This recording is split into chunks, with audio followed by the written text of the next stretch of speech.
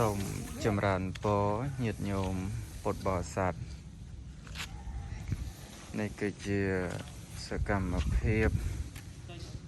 ដាំផ្កានៅក្នុងសួននៅវត្តពានីញាតិញោមដែលស្ថិតនៅក្នុងភូមិពានីឃុំពានីស្រុកកំពង់តឡាយខេត្តកំពង់ឆ្នាំងហើយផ្កានេះគឺយើងបាននិមន្តឡើងទៅទិញនៅរាជធានីភ្នំពេញកាលពីថ្ងៃមិញនេះនៅរសៀលថ្ងៃទី23ខែតុលាឆ្នាំ2025ហើយគ្រាន់តែការទិញផ្កានេះចំណាយខ្ទង់អស់2លានញាតិញោមខ្ទង់ចូល2លានហើយគឺចំណាយអស់ច្រើនញាតិញោមណាថ្មមិនសូវស្គាល់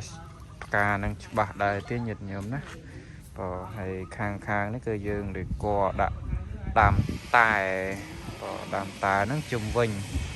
ហើយនេះគឺដើមជ្រៃនៅខាងជ្រុងញោមណាហើយនោះគេហៅផ្កាអីមកតាណាទេញោមណាសូវស្គាល់ដែរតែអាត្មាហៅតែផ្កាមជុលហើយនេះកំពុងតែរៀបចំដាំហើយរៀបចំដាំមិនដឹងថាផ្កាតែរបស់យើងនឹងបានជុំវិញឬអត់គឺមិនទាន់ដឹងទេព្រោះថាតែរៀបចំដាំឲ្យបានមុនថ្ងៃកឋិននៅវត្តពានីហើយកឋិនយើងចិត្តដល់ហើយញោមចិត្តដល់រដូវកឋិនហើយកឋិននៅវត្តពានីគឺនៅថ្ងៃអង្គារពុទ្ធត្រូវនឹងថ្ងៃទី4ទី5ខែវិច្ឆិកាឆ្នាំ2025ខាងមុខនេះញាតិញោមណាក្រែងលោញាតិញោមណាចង់ដឹងថាកឋិនវត្តពានីថ្ងៃណាហ្នឹងគឺមកជម្រាបជូនញាតិញោមម្ដងទៀតថានៅថ្ងៃអង្គារពុទ្ធត្រូវនឹងថ្ងៃទី4ទី5ខែវិច្ឆិកាឆ្នាំ2025នឹងគឺជាថ្ងៃកឋិនទាននៅក្នុងវត្តពានីហើយនេះក៏យើងរៀបចំធ្វើសួនហ្នឹងឲ្យតាន់មុនបុណ្យកឋិនទានញាតិញោមសម្រាប់កែលម្អដាំលម្អញាតិញោមមកគួរជាទីជ្រះថ្លាហើយនឹងគឺសកម្មភាពសាមណេរភិក្ខុសាមណេរកំពុងតែដាំនៅតាមផ្កាញាតិញោមណាដាំនៅតាមផ្កាគឺមានការរមាញឹកខ្លាំងក្នុងការដាំដើមផ្កាញោមក្នុងវត្តពានីហើយណែសិតតែញាតិញោមកុំឃើញតូចចឹងកម្លាំងណាញោមណាធ្វើការមួយថ្ងៃអត់ឆាន់បាយក៏ធ្វើការដែរញាតិញោមហើយឲ្យតែបានអត់ប៉ុណ្ណេះធ្វើការមួយថ្ងៃធ្វើតន់តា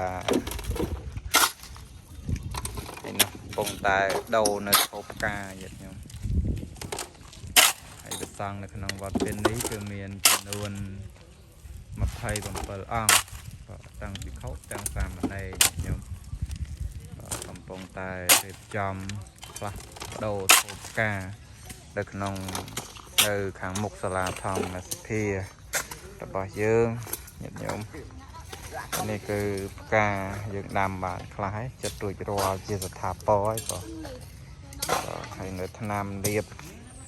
ខឿនខាងក្រោមនឹងទៀតតន់បានលាបទេ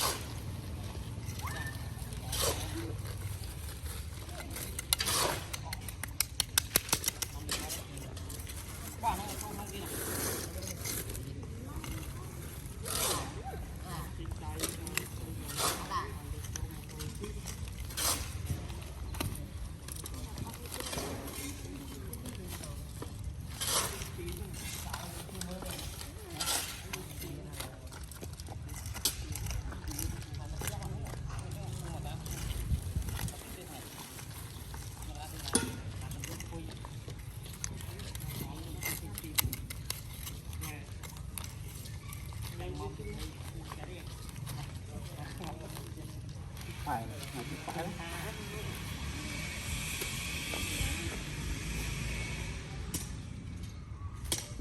ô nữa nè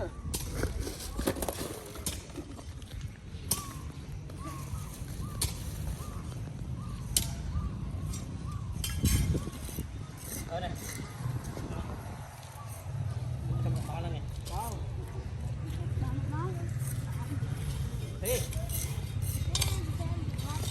chúng ói sao mà thoáng này rồi thì ở khoác hàng một còn tới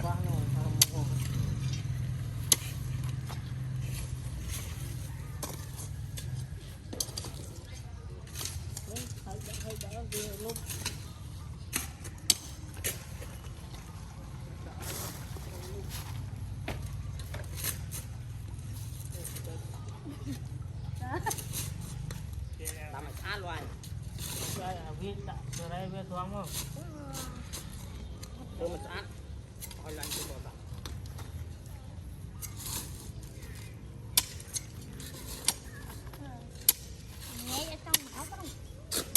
đây đây lỗ con đây chặt nó lên